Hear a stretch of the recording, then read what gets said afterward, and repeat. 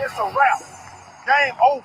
Nope, this game is not over. It is rolling right here on the lunch break on the legendary KYOK and the all-new 92.3 FM. I am so excited because I've got the best of the best, Hall of Fame, Godfather, you name it, he's done it right here from Houston, none other than Ralph Cooper.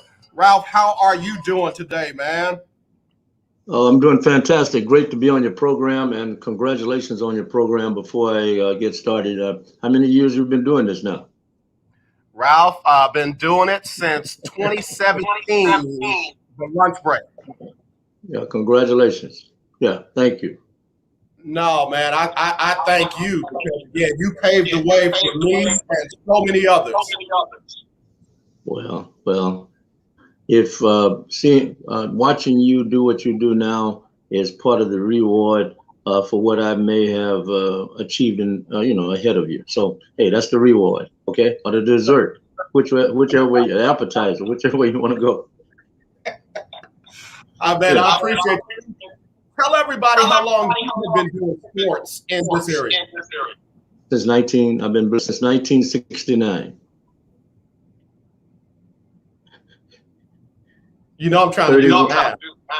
31 and then 22. You're talking about 53 years when I started at the Forward Times newspaper around 1969. And believe it or not, around that same time, I started doing radio thanks to Skipper Lee Frazier, Perry Kane, Daddy Deep Throat with KCOH, and also Rick Roberts at KYOK back in the day. Yeah.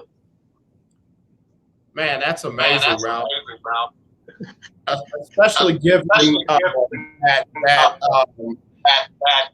there's just so much that you've seen and that has happened culturally, and then when you see what's going on in our community and our nation today, how much is it a reminder or similar? A lot of people say, "Oh, I've never seen things this divided," but you've seen things at a time when it has been pretty divided.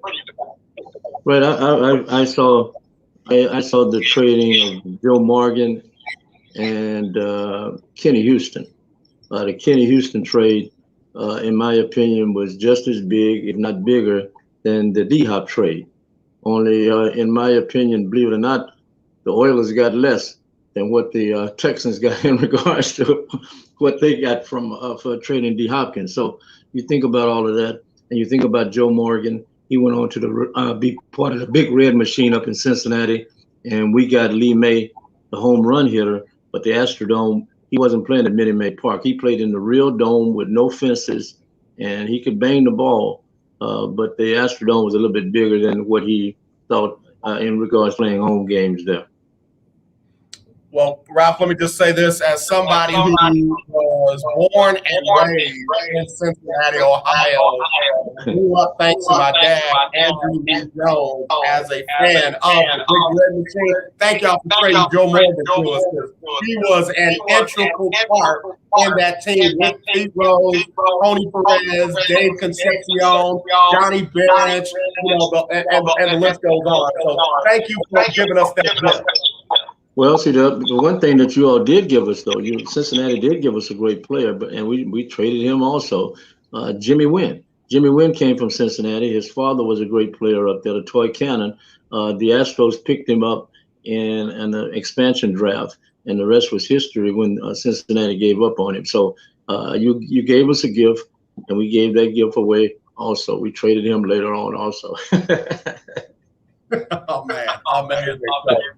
What's interesting is, as we're talking about the history, we're seeing a lot of parallel right now, like you said, with the DeAndre Hopkins trade, with them letting JJ go for basically nothing. A lot of folks don't realize that Bernard McKinney just asked for a trade that resulted in the Texans trading him to the Miami Dolphins for who they got for him. And, of course, the big elephant in the room is Deshaun Watson. What are your thoughts about what's going on down there between Kirby and family? Well, both sides, in my opinion, hopefully need to get together. I don't, both of them are holding out right now from each other. One is trying to talk to the other doesn't want to talk to them because he feels he was wrong. He was told that he was going to be part of the selection of a general manager and a football coach. They didn't keep their word, but hey, they paid him. They gave him a bundle of money, and now you got a new system in here. He was already upset because of the trade of D. Hopkins, but then when he got his contract, he seemed to be excited, and then the other thing went down. So now it's like at a standstill. Where do you go? It can't happen. It can't go on too much longer because, as you can see, the Texans are making a lot of deals right now with the new coach there and the new general manager. They seem to be moving on. I think they're going to make one more effort to try to communicate with John Watson, and we'll see how that rolls down. There's an article in today's New York Post newspaper which states that Deshaun Watson was the wrong one in this case. He was wrong in regards to the mess that's happening with the Texans, but I disagree. I think it's you got blame there on both sides. Yeah, we got legendary broadcast journalist joining us here on the lunch break. Ralph, I got to tell you, I'm not a fan of the New York Times or even the New York Times. Those two magazines can be pretty conservative when it comes to how they write their reports. How, for the life of me, they can blame Deshaun Watson for this that's going on, considering that after they traded his best friend and favorite target of what for nothing, he still allowed them to talk him into signing the contract.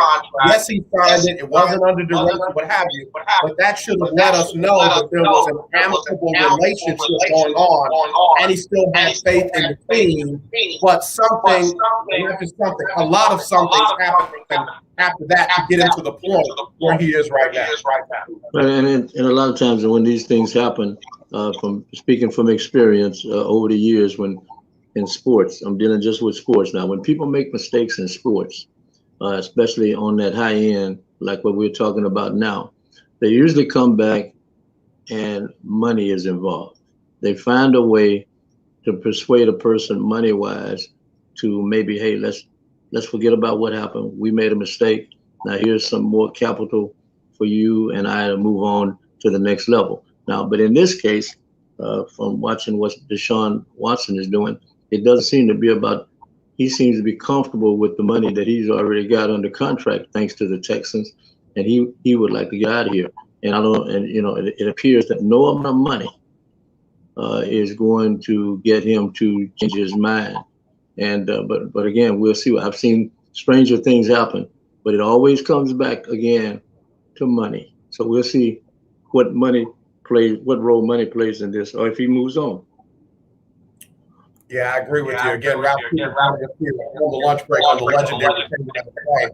I guess when I look at, like you said, money, I mean, it pays him very well. In fact, per year, when he kicks in, he's going to make more his first year than Patrick Mahomes in his big deal. Not going to make as much as Dak Prescott, $75 million is what he's getting his first year. But my point is this: there's something principle related. There's something character related. There's something integrity related with this situation for Deshaun, because in his mind, in his agent's mind, the money doesn't matter. They're willing to go, roughly $21 million in fines and salaries if he sits out the entire year, and even allow his new contract to be pushed back a year based on whatever principle or character, integrity, whatever the issue is for him. That's where it is for him. It's not money related. Right, and I agree. I think it's not money related, but see what you see now. Many of the players watch each other in the different leagues. They see what's happening in the NBA. The NBA players have a lot of control about the things that happen in the NBA. But these owners in football, in my opinion, are different kind of characters. And that's why I say this is going to be a different kind of game here. And he's coming along at the right time to challenge this. I'm talking about Deshaun Watson now, to challenge owners. And some people want to compare to what Tom Brady did, but remember now, Tom Brady did it as a free agent. You are still under contract. So now, how do you deal? How are these owners going to deal with you if they see that Sean Watson and now you have Russell Wilson doing some grumbling, speaking up, wanting to have more of an input to what happens with him and his team or get traded. So but what most people don't, all these owners talk to each other, and and I don't think that they are going to give in regards to what's happening, like in some of these cases, like the Deshaun Watson case. Hey, back in the past, they would have traded you to the worst team, but this is 2020. He's demanded to go to several different teams, or that's what they indicate. But in the past, they would have shipped. Oh yeah, you want to be traded? Yeah, I'll trade you to the worst team in the league. But now, do you really want to trade a 25-year-old guy when your franchise? He's the face of your franchise now. JJ is gone, so hey, he's the face of the franchise. Do you really want to trade him? And how can you? They've tried all kind of different ways to get him to where he changes his mind. They even have they just traded for one of his former teammates at Clemson, who's Lawson, I think it is, Shaq Lawson. Shaq Lawson. Yeah, he's asking him to come to camp. First thing out of his mouth was not that I'm really glad to be in Houston, but hey, Deshaun, come to camp. So hey, they're trying all kind of different ways to make it work. Some people feel sorry for the coach, the new coach, Cully, 65 years old. Hey, why feel sorry? The man is living out his dream at 65 years old. He gets the chance to coach an NFL team. He would love to have Deshaun Watson as his quarterback, but if he doesn't, hey, he can still live with that because he's, again, living out his dream. We got Ralph Cooper, legendary sports journalist, broadcast journalist. I mean, has done it all for decades here in the greater Houston area, and I'm so blessed to have him on the Lunch Break Team Tech Tuesday. Ralph, I want to kind of, before we dig down into the actual trade itself, you touched on something at the very beginning of your last statement, and that was this ownership group is different. Not only are they different, but we have some colleagues who have been doing this for a long time. And I've heard them on different networks, ESPN, I've heard them on Fox, I've heard them on the NFL network, say things like the owners have got to band together and get behind Cal McNair and send a message to Deshaun and the rest of the players like Russell Wilson that they can't force a trade when they've got this, beginning contract, still years under contract, where they have no leverage. They can't force a trade, and that message has got to be sent in solidarity and in unity by the owners to players like this.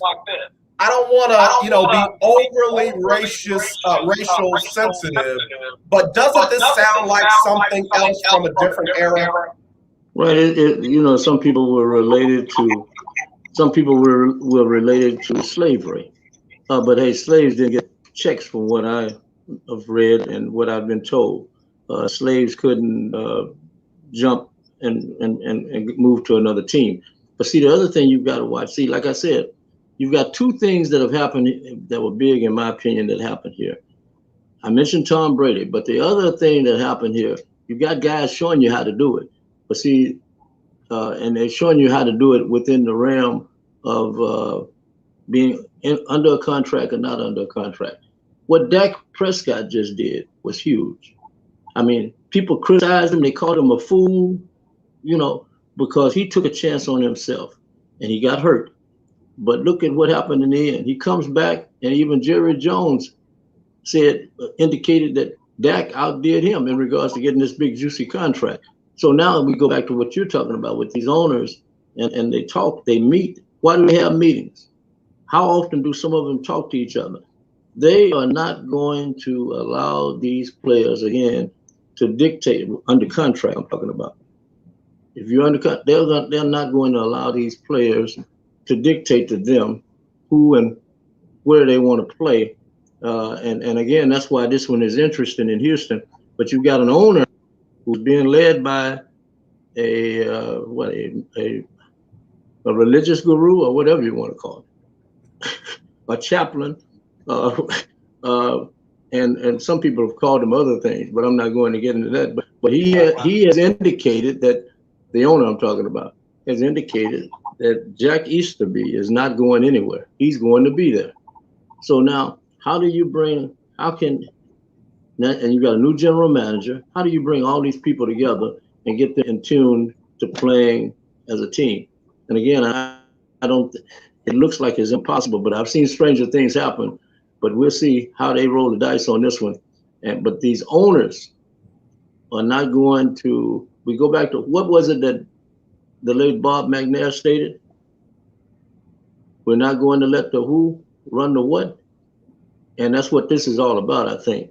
And now we're going to see a real power play as to if that's going to be a reality or just statement one of the former owners made. We got Rob Cooper here on the lunch legendary KYOK. I'm so glad to have him. Nate Griffin just chimed in. Who's that? Hollywood Nate. Hollywood Nate. It's Hollywood Nate. Show beat Ralph Cooper, and it says two really talented broadcasters. Thank you. We love you, Nate. We take a quick break. We'll be back with more with Ralph Cooper right after this on the left. Your child's education. Please pay close attention to this message. The current school systems were not set up for at-home learning. If you're worried that your child may not be getting the grades they need to get ahead, maybe losing self-confidence, or you're worried about them getting into a good college because of their grades, help is available to you. Call Grade Potential Tutoring. They can help with in-home or online tutoring and help your child with any subject at every grade level, even for test prep. They're experts in the home tutoring and online tutoring field, and confident they can help you and your child get better grades today. Call now for your free consultation. 800-580-7680. 800-580-7680. 800-580-7680. That's 800-580-7680. The legendary KYOK 1140 AM. The legendary KYOK 92.3 FM. It's beyond. I'm Larry Scott, host of the Monthly Christian and Me Show. Join me Saturdays for great fun, interviews, music, and the latest news surrounding our world today. We have a show that cares to hear your voice, your opinion, with real conversation and a no judgment zone. So join me Saturdays from 1 to 2 p.m. on the Not So Christian and Me Show, right here on the legendary KYOK Radio, 1140 AM, and the all-new 92.3 FM and KYOKradio.com. Hey, what's up? It's your boy James Fortune, and you are listening to The Lunch Break. Keep it locked. All right, y'all. We're back here on the lunch break on the legendary KYOK and the all-new 92.3 FM. It is our Team Texas Tuesday, and I got a Hall of Famer to join the show. I'm grateful. I'm honored. I can't be happier. I appreciate Nate Griffin. Longhorn Keith has chimed in. He says, thanks for bringing on the Houston iconic sports legend, Ralph Cooper. I grew up listening to him and Michael Harris on KCOH. So, Ralph, they loving you, man, and I appreciate you making the time to join us as well. Well, then I'm going to say good afternoon to Hollywood. Hollywood, you know, we call him Hollywood Nate. He's known as Hollywood Nate in many places, and we just want to say thank you, Hollywood, and keep up the great work also. And the other thing, AJ, about all of this, that's really it's good. See, being one who was around when the only thing black on a football team in the NFL basically was the black players, right? There was no black ball boys, stat keepers, secretaries. There were no black trainers, etc., right? And maybe a guy or two that worked for the general manager that was black. He was like a liaison between him and the players. But to see all of this happening now, where you have the 4 top quarterbacks are black, and then you have a young black 25 years old standing up to a football team in the NFL. This is really this is all deserved for a guy like me to see all this happening and see you with that primetime shirt on. I see you got a prime Jackson State. Y'all coming out of the woodworks now. You already had a great history. You had a great history already with Robert Brazil and Walter Payton, Lem Barney, and Jackie Slater. But and Eugene Short and Purvis Short, all those great guys. And here you are with your JSU shirt on. Congratulations. But I got a message for you. I talked to Coach Don Ely this morning. Today, they are ranked in the FCS top 25 for the first time in a long time. So I wanted to make sure I gave them some love. I'm going to circle back to something we were just talking about. But we got a couple of callers that called in and want to get in. So let's go to those calls. Hello, you're live on the lunch break. Who's this? Hello? Yes, hello. Yeah, I can hear you loud and clear.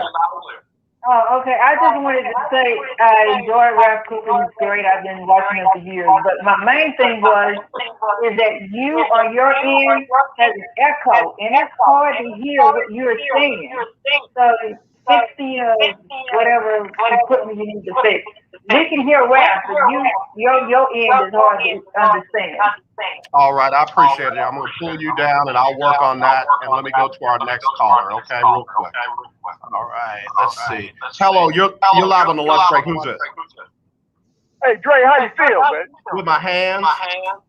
Wow.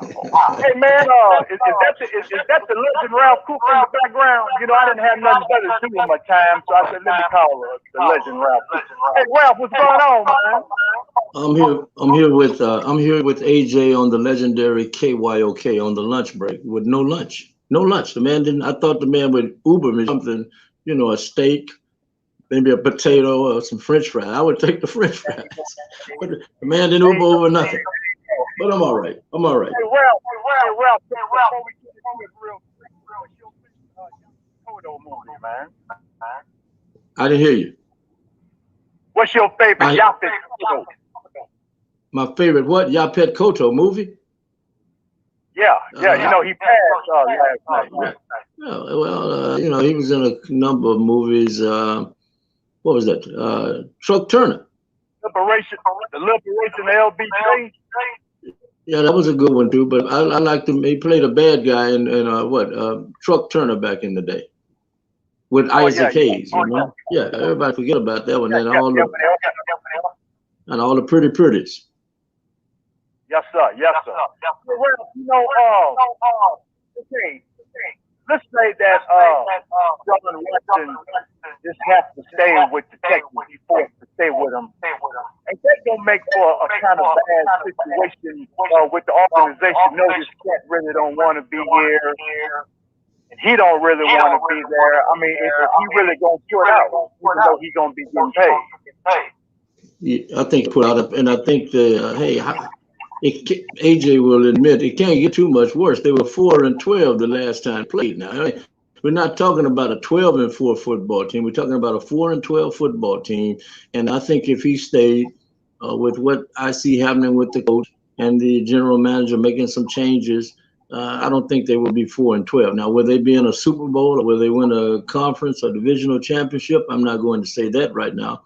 But I think it would be. Of course, it would be an asset to have him in camp and be part of the team. Yes. Yeah, remind me of that old OJ song. Your body's here with me, but what Dre? Your mind on the other side of town. But you know, Dre, you mentioned something a second ago, man, and I wanted to get Ralph if he could chime in real quick. Okay, you talked about that big red machine. You know, Johnny Bench, Joe Morgan. Dave Concepcion, Tony Perez, you know, you was down there. But man, I would have loved to see that 74, 75 big red machine go up against the 71 Pittsburgh Pirates. With Roberto Clemente, Pop Stargell, Dave Cash, Richie Hitler. That's fun. How you think that game would have went down, Ralph? That would have been a hell of a series. And one player you forgot, one of the greatest players on that team was George Foster.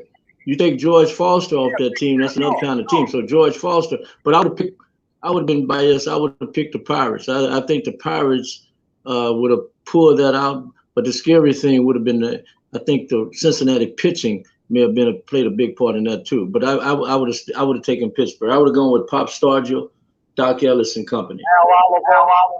Yes. And also, I ain't gonna hold it up. I told Ralph I'd call in and give him a shout out. I get a bonus today. I get to listen to Ralph and Andre. Rumble, young man, the greatest right here on the lunch break on the legendary KYOK. All right, Ralph, I think what we're going to have to do, because I'm getting a lot of people that say we're echoing, let's do this. Let's go old-fashioned. Let's drop off the video, and let's just have you call in, because I know the phone line's not going to echo. So let me give you the number, Ralph. It's 281-453-1000. 281-453-1000. Now, let me say this real quick before folks get mad at me and start saying he don't know what he's doing. We're not ESPN. I don't have a team of engineers over in another room adjusting the sound and the equipment and all that. I'm the producer. I'm the engineer. I'm the talent. And if you guys would support your local black radio station, like you go run the money over ESPN and 610 and 790. If y'all spend a little bit of your advertising dollars with your black-owned stations, we could get some of those things too. I ain't trying to be, mean and anything like that. But I'm just saying that if that would happen, that could happen. Right, let me go call. I think this is Ralph right here. Ralph, can you hear me? Yes, this is me. Can you hear me? All right, let me turn that on. Yeah. Okay. Go ahead and drop off the video, Ralph, and then that way we can hear loud and clear. Right, I'm gonna try. I think I just did. Did I drop it? Nope. Yeah, I can hear you, but I still hear that echo in the background. So hold on, I'll take care of it in a minute. Okay, all right. So we're gonna make sure we get this right, because Ralph is way too important for us to have technical difficulties while he's talking. Because man, you don't get a Hall of Famer on the broadcast all the time over here, and we're grateful to have him. We're grateful to have Walt Baby Love. He's a Hall of Famer. Of course, Skipper Lee Frazier has been attached to our family of networks for a long, long time. So we're gonna make sure we get this right and get it done. Okay, you should have it right now. Okay, I think we got it. I hear no echo. Ralph Cooper, you're amazing. Let me hear you say one more thing. Say something else. Dr. Cooper? Hello? All right, we lost him. We'll get him back. All right, Ralph, call us back, 281-453-1000. That's 281-453-1000 here on the lunch break on the legendary KYOK and the all-new 92.3 FM. I'm going to go ahead and take a quick break, and we'll come right back with more right after this with the Hall of Famer himself, Ralph Cooper, on the legendary KYOK and the all-new 92.3 FM.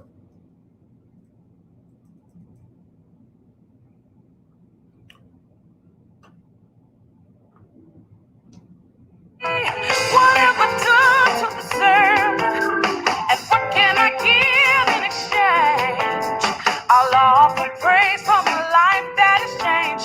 Now to always my life. Hi, I'm Linda J. I recently purchased 4 new tires from OMG Tires and More, located at 3124 Tidwell between 59 and Jensen. TK got me in and out in less than 30 minutes. While there, I got my car washed. Do you need rims for your car? OMG has them too. OMG Tires and More is your one-stop shop for all your tire needs. So give them a call at 832-767-3211. That's 832-767-3211. Conveniently located at 3124 Tidwell between 59 and Jensen on the north side. Hey, what's going on? This is Lecrae, and right now you're listening to The Lunch Break. All right, y'all, we're back here on the lunch break on the legendary KYOK and the all-new 92.3 FM. It is our Team Texas Tuesday. Let me see if we got Ralph back on. Ralph, you still there with us? Yes, can you hear me loud and clear? Loud and clear, man. Look, all the technology in the world, but the good old-fashioned way works. So I appreciate you being patient with me, man. You remind me of Rick Roberts back in the day. We used to do the high school and Texas Southern games. So we go to Alcorn one time. They put us on top of the roof. They throw these 2 telephone lines up there. I'm talking about the wires. And he had a telephone, right? He had a telephone, one of the old standard telephones. And some kind of way he took the head part of the telephone loose and tied those wires in and got a broadcast. So you get the Rick Roberts Award. Well, man, I take that as high praise as well, because that was another Hall of Fame broadcaster. May he rest in peace. But man, I sure appreciate that. Yes.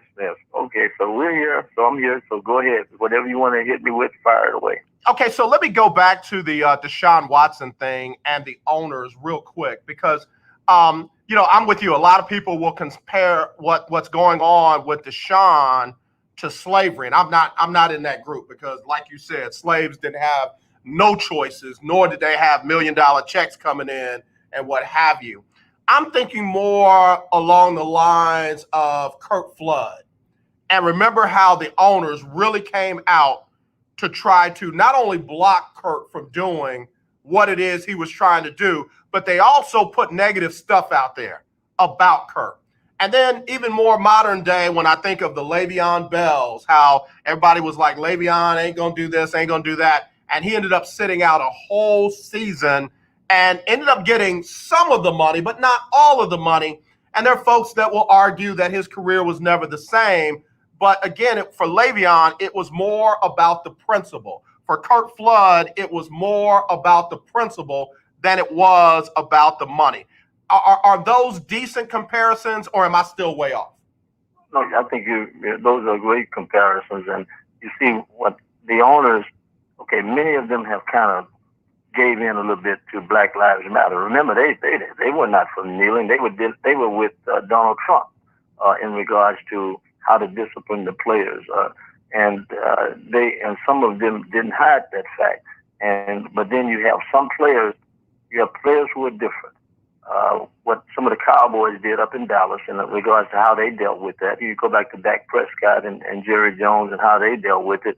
And then you look at what happened here in Houston. You had 3 players, Dwayne Brown, DeAndre Hopkins, and Deontay Foreman, if I'm correct. Those were the 3 players who thought, when that comment was made by the owner, that the players shouldn't play. Those 3 players stood up, and what happened? All 3 are now with different ball clubs. They have different ways they come back and make their moves. They may not be as quick in some cases, but in my opinion, it's white and black. I make the money. I sign the checks. I should have the right to determine how much of this money that I'm going to pay you. And like I said, the players see what's happening in the NBA, how LeBron James and all those guys are operating with their owners. But I don't think it's going to happen in the NFL. Not anytime soon. Yeah. Again, Ralph Cooper, Hall of Fame broadcast journalist, joining us here on the lunch break. Like you said, the NFL is a different breed of ownership. For the longest, there were not guaranteed contracts in the NFL. We're just starting to get those now. And it's almost like folks are saying, because you have a contract, because it's guaranteed money, because you're making all that money, you should just shut up and play. We heard Matt Hasselbeck say that about Deshaun Watson. We heard former coaches and players say that about Deshaun Watson.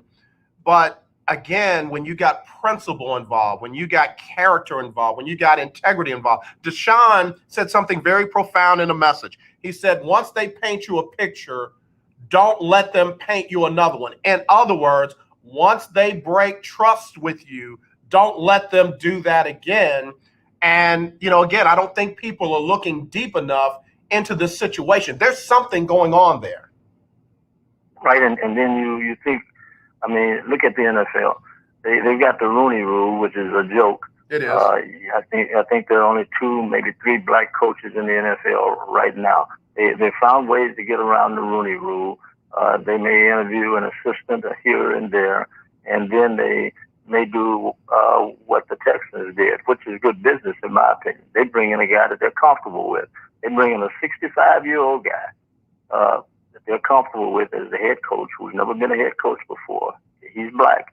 And then they go get Lovie Smith, who's been in the Super Bowl before, right. Who has a great reputation. He's an older guy. And then you keep Romeo Crennel. It's hard to say that they're discriminating when you got these three blacks in those key positions like that. But then you come back and you look at some of the other things that they do. And let's be real about it. If it was my business or your business, I wouldn't have lied to the player. I wouldn't have told him that he was going to be part of my selection committee or whatever. I wouldn't have lied to Andre Johnson, who went out and interviewed people to be the head coach and apply for the coaching position, or the coaching position and the general manager position. And then you just ignore all these people. But at the same vein, now remember, they hired a firm. They paid a firm over $500,000 to do some research on who should they hire. And guess what? They didn't listen to them either. They ignored them as well and went right back to the same well that they like to drink out of, which is New England. Right. So they went to, this is a different kind of group. And again, I think they're doing it with the stamp of approval of the NFL. Whatever happens here, just don't think this was a Texan decision.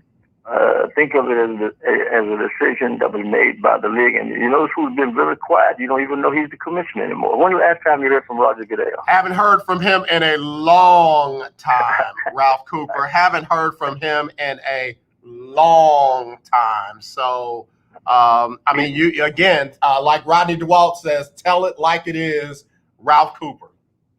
Yeah, so you don't hear, but it's, like I said, it's good. I'm just glad to be around to see it all play out. I mean, this is it's a treat to see this because again, I can see it I can remember times when the owners wouldn't give the players the time of day. And see, you talk. Kenny Houston was traded while he was fishing. He found out about it on regular radio, if I'm correct, before somebody, maybe a family member, caught him because he had gone fishing. I'm talking about when he was traded by the Oilers back in the day. So now you got all these different outlets that people can utilize and share their opinions. And then you've got an agent who is non-white, who represents Deshaun Watson, and you got Deshaun Watson, and who's black, and they're battling the NFL. They're battling the Houston Texans and holding up, as they would say, holding up progress. How many season ticket holders do you think are on hold right now in regards to the Texans? Yeah, quite a few. Because they don't know what's going to happen. Right. And see, you've watched over the years what Bill O'Brien did with the Texans. I mean, I don't even know where to start. I mean, you come to the games. The last time I went there, before the COVID. Now I'm speaking before the COVID. Right. The press section had less than half of the people that they used to have. They had cut that many press people out of there. You remember? Yep. And then they make it where they don't want you to interview the players, for more than, in front of a player for no more than 2 or 3 minutes. Now, some of us are professional. We work. We're not coming there to hold a conversation. We're coming there to interview the players. So if a player want to talk to us for 5 or 10 minutes or whatever, we should have that right to have the player, to let the player to do it.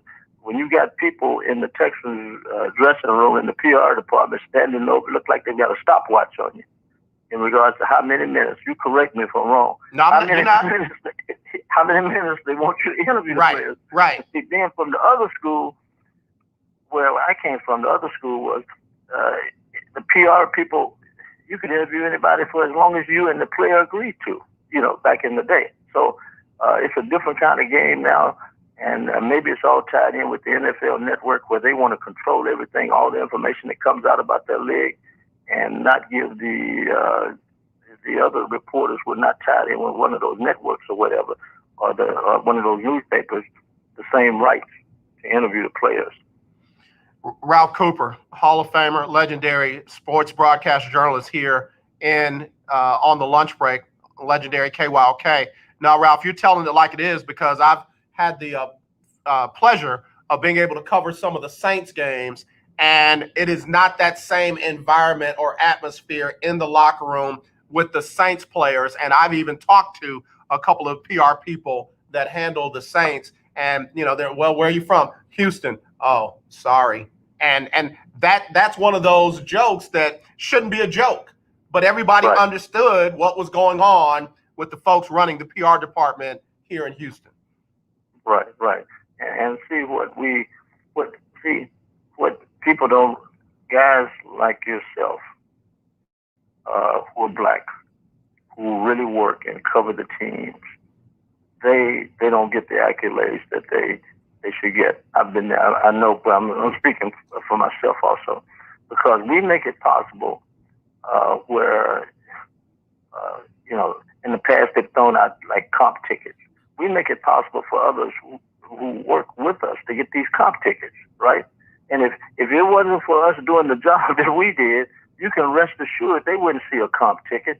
They wouldn't see a press pass. It's because of the professionalism that we've demonstrated in regards to interviewing players, covering teams over the years. And again, this is something that has to stop also, in my opinion. Black people, they've got to realize the importance of the people. They've got to treat their people the same way the people are treated at ESPN or the other places. We know you can't pay us that kind of money. We respect that, but you can still do the other things in regards to, a pat on the back every once in a while. Right. Sometimes people don't understand. That was a great show you had yesterday, or something like that. That's, it may not seem like it's that, and some of us, you're going to do the job you do, whether I tell you that, or Nate Griffin tells you that, or somebody tells Nate that, or me that, or anybody else. We're still going to do a great job anyway, because that's who we are. Right. But it helps sometimes just to get a little tap on the back and tell somebody that they did a great job. Ralph Cooper, legendary. Ralph, I'm going to take a quick break. I want to come back with you. Got some comments that I want to read right here on the lunch break on the legendary KYOK and the all-new 92.3 FM. It's Team Texas Tuesday.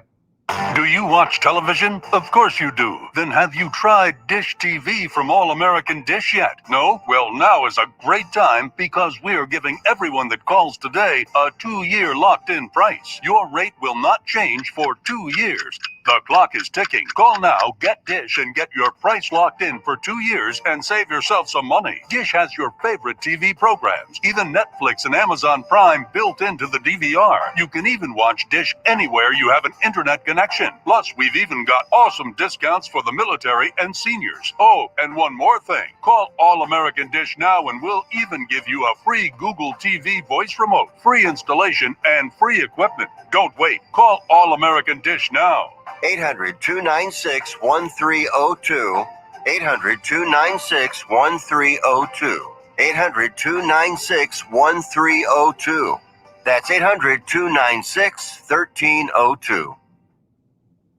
Now, in-home or in-office do-it-yourself COVID-19 testing is available to you, and the results are 99% accurate. Save your time and be safe by avoiding the lines and crowds. You can test yourself and your family members at home. Test your employees at work, making sure your workplace is safe. Simply call Citation Bioscience at the number we're about to give you to order your COVID-19 testing kits. When they arrive, follow the simple instructions and send them back to us with our prepaid shipping. Results are ready the next day in 95% of the cases. And remember, they are 99% accurate and reimbursable by your insurance company. Save your time, stay safe, and avoid the crowds. Order your COVID-19 kits now by calling this number now. Pricing starts at $119 and discounts are available for larger orders. Call now. 800-247-8046. 800-247-8046.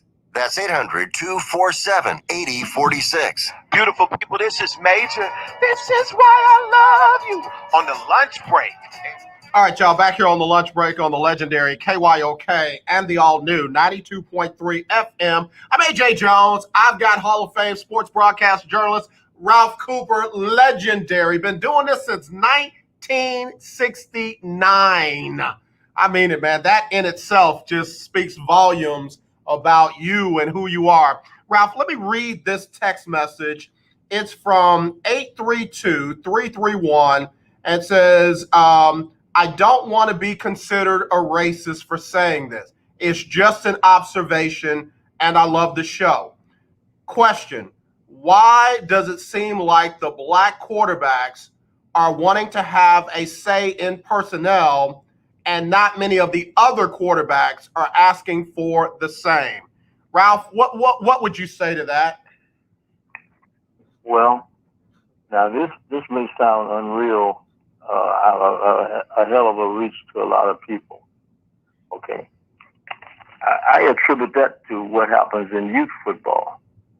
I watch the AAU basketball and youth football closely, and if you look at it, it's kind of ingrained in those kids at an early age to dictate who they're going to play with, and it goes up. It even comes in through the high schools to a degree, in regards to where they go to high school, and so I see it. To me, it's like an ingrained thing. To me. And does it happen with the white quarterbacks? Sure. But again, we go back now. You got two examples of quarterbacks I gave you who are very smart in how they deal with these people in the NFL.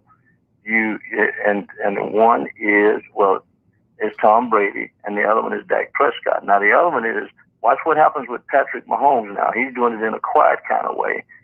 They're about to redo his contract, and they're going to bring some linemen in. And that's to say, in my opinion, he's probably had that same kind of conversation with them, but maybe not as visible as it is with the others. And hey, we have to admit we are a very visible type people, and we're going to speak our piece, and even when we don't have any money. So this doesn't surprise me. I hope that made some sense to whoever that was that mentioned that, who had that question. Yeah, no, I think it was a very good answer, Ralph. And in fact, let me take it a step further.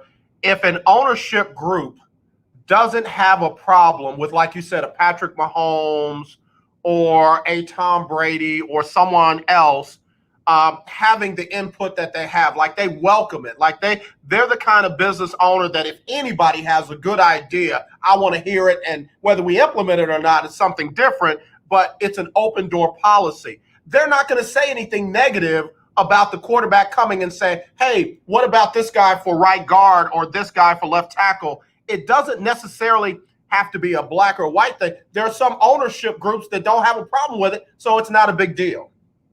Right, and you look at Bruce Arians in Tampa Bay. You had Byron Leftwich was the quarterback coach. Now, many people, or was the offensive coordinator. Many people felt when Tom Brady went there, how are they going to get along?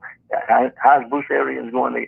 You're talking about a team that had never won in it. I mean, and now all of a sudden they win a Super Bowl because they were able to communicate with each other. A lot of times it just comes down to communicating with each other, and some people just giving in a little bit here and there. And again, I go back. Can the Texans come up with enough to get Deshaun Watson to change his mind and come to camp? Therein lies the question. We got another caller, Ralph. Let me bring him in on the call with us. Hello, you're live on the lunch break with Ralph Cooper and AJ Jones. What's going on? Well, AJ and the legend, Mr. Ralph Cooper, I just got one quick question. But AJ, Ralph is Muhammad Ali of announcers to me. So I don't know what he is to you, but he's Muhammad Ali of the announcers to me. Come on, somebody. And I just got a quick question, Ralph. What's wrong with a black man? Thank you for the compliment. Deshaun Watson wanting to win a championship. Is there something wrong with that? No, and like I said, that's why there's nothing wrong with that. But see, what people are having a problem is when you demand to be traded and you just signed the contract. And then they feel that they haven't had a chance to put in place what they're going to do. But then I forgot one thing, AJ, and you recall it, that Deshaun Watson stated. The culture of the team needs to change. That goes back to Jack Easterby. He said we didn't say that. He said it, right? And then you've heard other players say the same thing. And so That's what the problem. I mean, can they win a championship now that they have a new coach and a new general manager who's making changes all over the place? And then you're looking at it and you still see Hal McNair and Jack Easterby there, and you say to yourself, nope, this is not the place for me. So, hey, you kind of answered the question yourself. Okay, well, and I appreciate that. I'm going to say this, and I'm going to get out you guys' way. Why is it okay for Brett Favre to state his piece on his contract? J.J. Watt to go in and talk with the owner about ending his contract on how he wants. I don't get it. I know, Deshaun just signed a new contract or whatever, but still, if those two guys, being, Caucasian, can say something about their contract and have their input, I don't see why Deshaun should have a problem with it. God bless you guys. Thanks. Thank you, Ferdinand. Appreciate the call. Ralph, I mean, he's saying he's really, what he just said was very important. See, because you have the black guy out there who believes he can do this. He should be able to do the same thing that the white guy does. But here we're about to find out in 2021, is that possible? Can he do what Brett Favre does? Or if it was Aaron Rodgers, how would this be looked at? If it was Aaron Rodgers, and let's just say it was Aaron Rodgers or some other quarterback that was white, and they were demanding or they were asking to do what Russell Wilson and Deshaun Watson are doing, would it be treated the same? Probably not, in my opinion. And I agree with you 100%, but something just hit me. Do we know that Russell Wilson, and I'm gonna leave Deshaun out to the side for a second. Do we know that Russell Wilson is asking for what's being reported? I mean, they're acting like Russell Wilson is asking to be the de facto general manager and have the final say on who's on the 53-man roster and who's on the starting lineup and this, that, and the other. And I don't know if that is actually the case. I mean, and again, I want to be careful on what's being put out there by some of our colleagues who don't necessarily understand what someone like us is asking for as opposed to what they're interpreting it as. Does that make sense? Yeah, that makes a lot of sense. But see, and a lot of times that stuff is leaked by the coach. Or the we agree. Manager. We know that. PR people is leaked to their friends in the media, who in turn put it out there.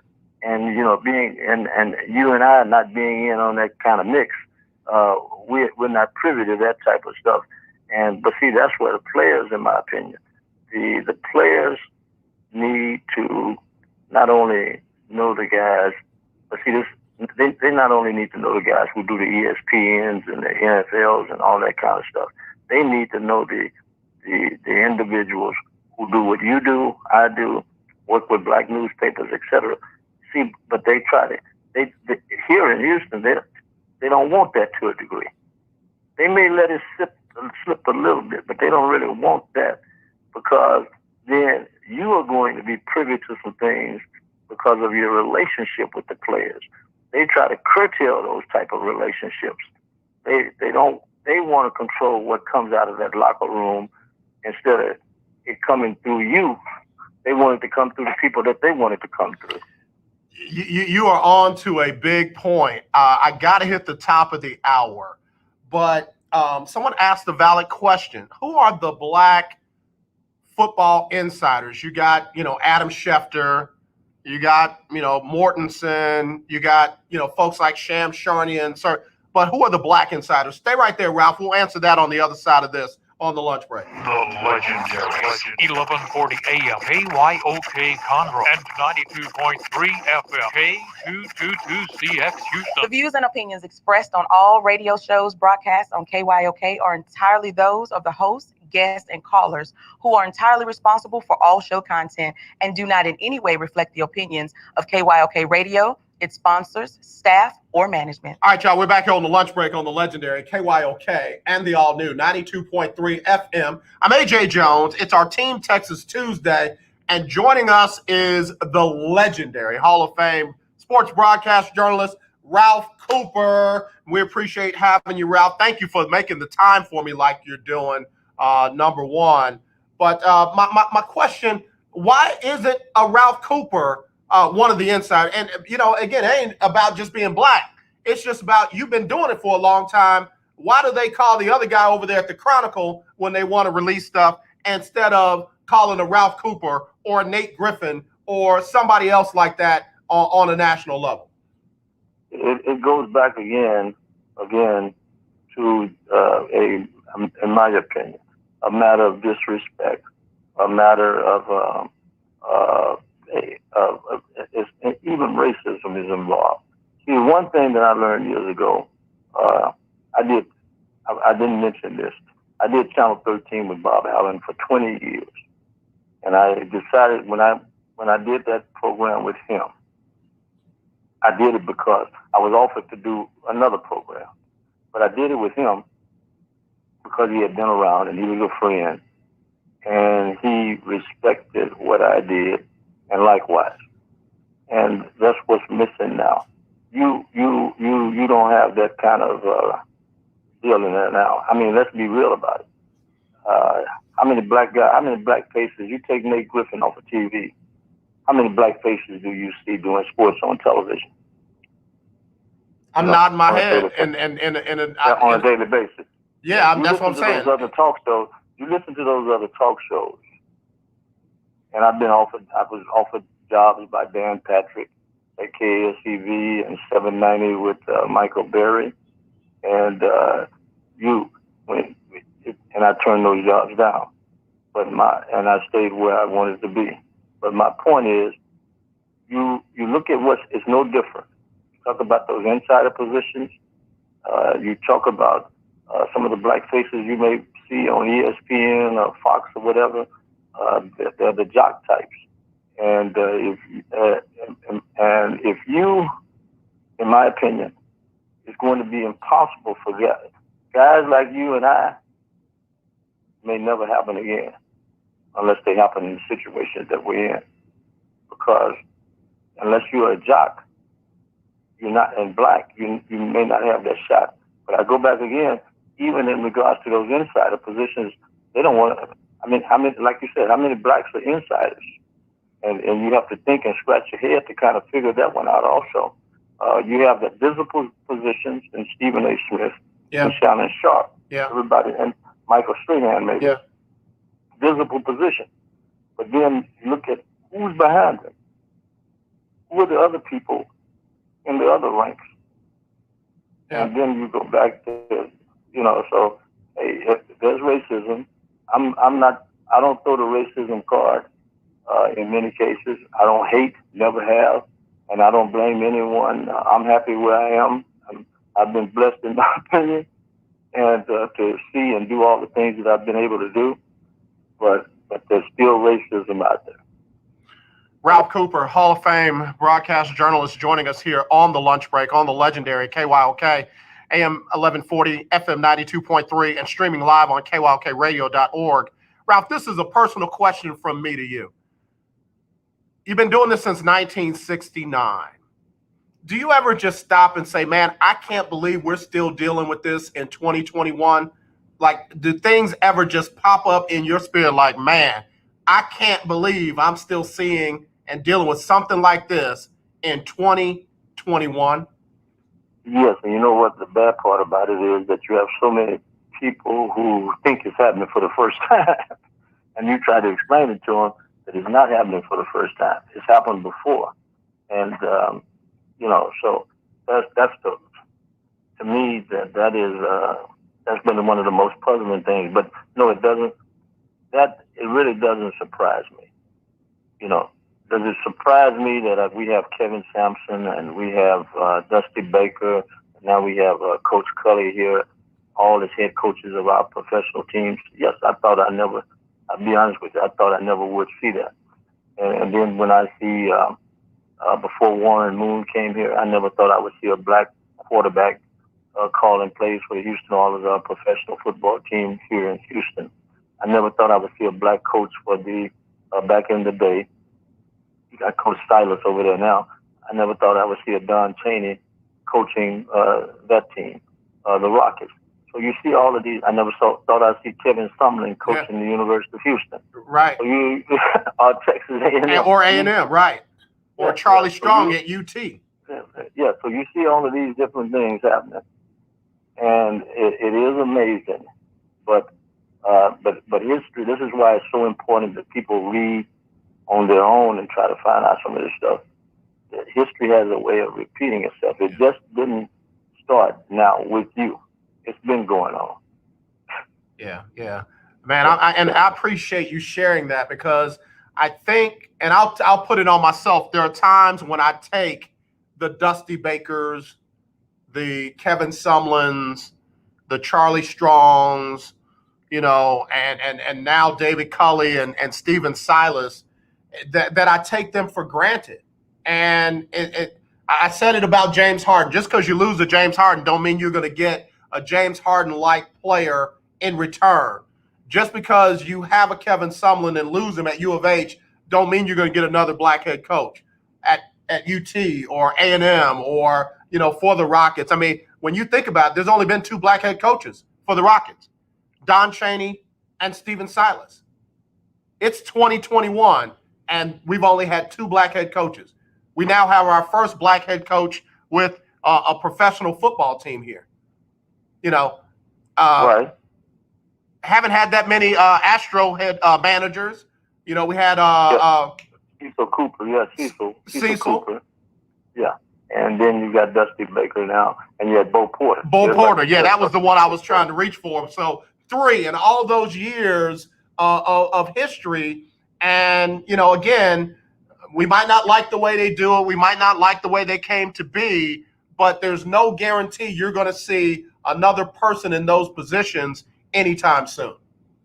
And I go back again to what's happening, like I said, in television and on radio. You can count the black voices just about on the radio. You've got yourself, you and I, and then you got Indy Kalu, and maybe one other person. You've got on TV, you got I think Jerome Solomon does a show on Sunday nights, if I'm correct.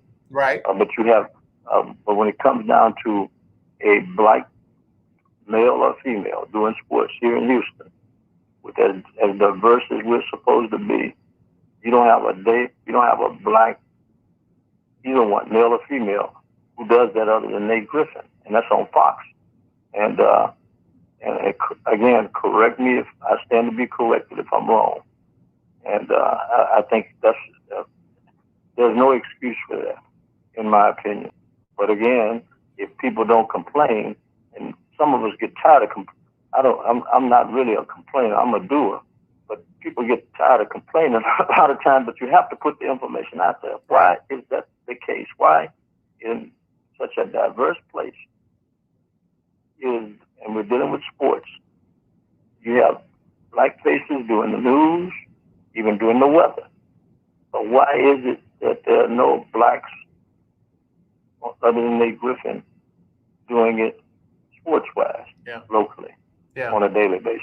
Yeah, and folks didn't understand why I was sad when Butch Alcindor left. I was like, hey, it's just not many of us on the desk. And I talk about that on a regular basis. When you look on a national basis, you got James Brown, you got the other brother, then you got Shannon, and then you got a couple of other guys. But just on the desk, first of all, not enough ladies. It's Women's History Month. Not enough ladies on the desk, other than in a sideline reporter role or the referee role, is what I call it now. When you look at the Stephen A. Smith and the back and forth thing, every now and then they'll put a sister in there, but to just have quality content and to be the voice of and what have you, you just don't have a lot of diversity there, Ralph. And see, the other thing, we've got to get the message across to this. If they listen to you, they listen to me, and they watch Nate Griffin and listen to him. One thing the 3 of us have in common, okay, we do this on a daily basis. And you go to Jerome Solomon if you want to include the newspaper. We are professional about what we do. We do it with pride. We read. We know the history. If you're black and you're going to do this, in my opinion, if this is what you want to do, or if you know someone who's black and they want to do this, in my opinion, it's something that I was taught way back as a kid. You've got to outwork your counterpart. Wow. You've got to know the history. See, the thing that separated me from them, other people, I didn't just know the history of white people. I know my own history. Yeah. This is the important thing. You know the history of the Negro League. How you gonna claim you're good at this? You won't respect this, and you don't know what happened in the Negro League. You don't know about what happened in the NFL before Jim Brown, or before O.J. Simpson, or before Earl Campbell. You don't know what happened in the NFL. You don't know what happened in the NBA before Michael Jordan and Magic Johnson. You just want to drop in right now and do this, and you don't want to go back and include what happened before you. You know, that's you profound. can't talk about what. Yeah, but if you take most of back in the day, I don't know about now. I disagree. Back in the day, that was one of the things that whites who were in the business had going for them. They knew the history. Now you have some whites that don't know. They're like some of the blacks who come in. They don't have no knowledge of the history before 1980 or 1990. So again, that's my only piece of advice. Know your own history and know the other history, and you'll be surprised how far that will take you in regards to conversations and sharing with other people what you know. Yeah. Ralph, that was a nugget right there, a big one. I got to take a quick break. I want to come back. I want to ask you a little bit about the Negro League, that now that it's included in Major League Baseball, what your thoughts are on that. We've got Ralph Cooper. He's a Hall of Famer. He's legendary, joining us here on the show. If you want to get in or you want to text me, you can. 281-453-1000 is the number to dial to get in, or you can text me at 832-403-5005. I will definitely get your comments read. Again, right here on the lunch break, Team Texas Tuesday on the legendary KYOK and the all-new 92.3 FM. Attention business owners, listen carefully to this important message. Are you tired of struggling with monthly bookkeeping or always being behind? Maybe you're fed up with paying your CPA ridiculously high hourly rates for subpar services. At Finance Pal, we know your pain. We're small business owners who understand your tax and accounting needs. At Finance Pal, we take over your books and design a program custom tailored to fit your needs. Whether it's bookkeeping, payroll, bill pay, inventory tracking, or taxes, we have you covered. We handle some or all of these services for one flat, affordable, low monthly fee. Stop worrying about your books and drowning in paperwork. Let us worry while you focus on growing your business. This setup is easy, and we give you the tools and technology to make your monthly finances streamlined and organized. Call now for a free business assessment. 800-213-9527. 800-213-9527. 800-213-9527. That's 800-213-9527. Yes, KYOK, 1140 AM and 92.3 FM. The legend continues. This is Brian Courtney Wilson, and you're listening to The Lunch Break. All right, y'all. We are back here on the lunch break on the legendary KYOK and the all-new 92.3 FM. It is our Team Texas Tuesday, and I tell you what, man, I am so blessed to have the best around, bar none, Ralph Cooper, on the lunch break with me today. And Rodney DeWalt, JR Sports Brief is good. I like that as well. Ralph, let me ask you this. Now that the Negro League stats and players have officially been brought into Major League Baseball, it seems like a good thing because, you know, players are now being recognized as Major League Baseball players. But the thing that's bothering me is how they are now trying to go back and, quote unquote, validate the stats. And somebody like a Jack Gibson, who we know hit hundreds of home runs, they're now saying, oh, we can find about 200 of them, as opposed to all that was alleged to have happened. And it's the same thing with some of the strikeouts and some of the other, you know, win totals and stuff like that. How do you feel about that? Well, it's a sad thing, and you know Josh Gibson hit more than 200 home runs. We know that. Right. They claim he hit 800. You can only prove the 200 because of how the stats were kept. The New York Times, the Washington Post, ladies and gentlemen, were not keeping box scores of Negro League baseball games, but you had some of the black newspapers that did do that. I know the Pittsburgh Courier and the Chicago Defender. I think those were two, and maybe the Baltimore Sun.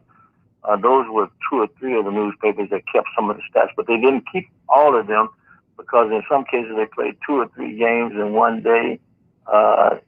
They may have had a regular season schedule of 150 games or so, but they never kept up with all of those stats. And that's what the argument that is being made about it. How can you include the 800 home runs when we have records of only 200? It's great to see that they are going to include these numbers, some of these numbers in that they can prove, because some guys' numbers will go up. I don't know how many home runs Hank Aaron hit in the Negro Leagues before he went, to the majors, but he's going to get credit for some home runs. Then you had Roy Campanella for the Dodgers, who played as a 15-year-old in the Negro Leagues, and I know he hit some home runs. Right. So now, how many they're going to give them credit for, and how can you?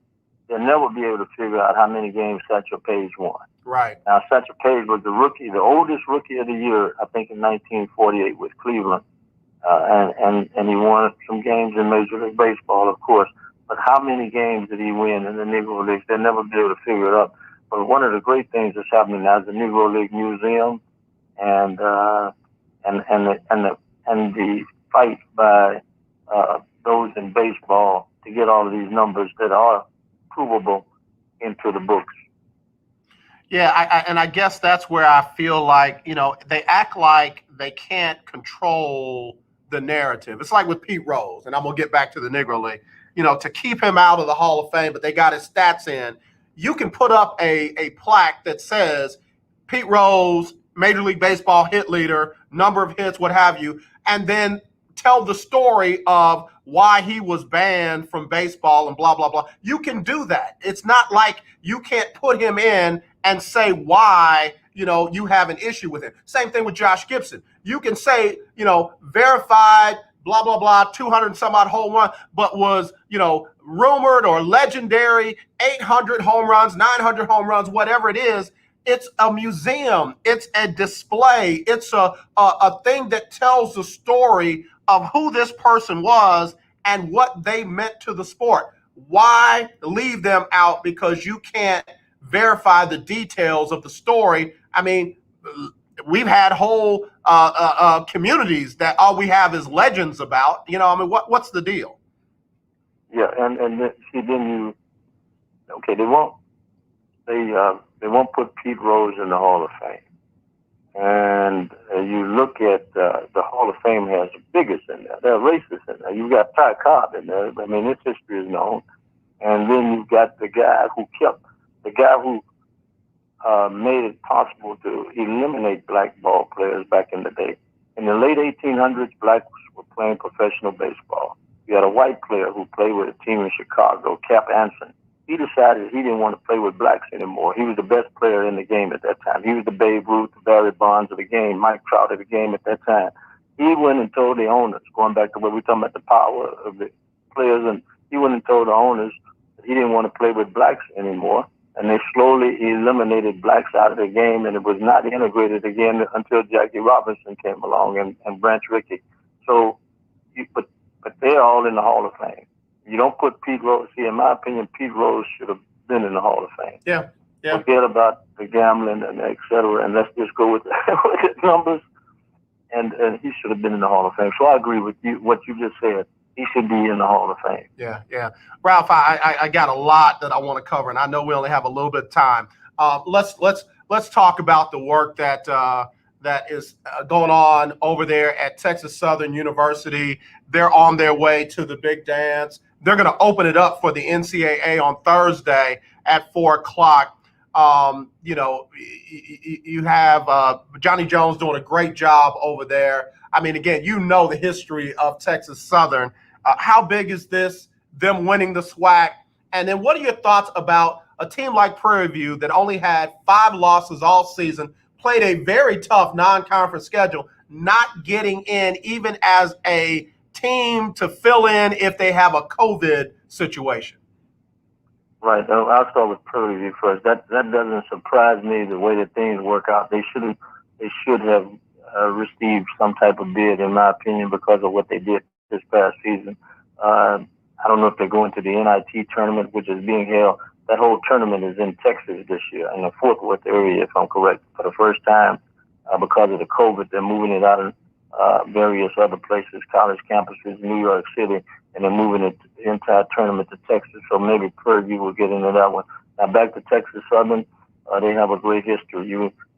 I'll throw a couple of names that people probably never heard of. Coach Ed Adams, who coached a championship team at Texas Southern University.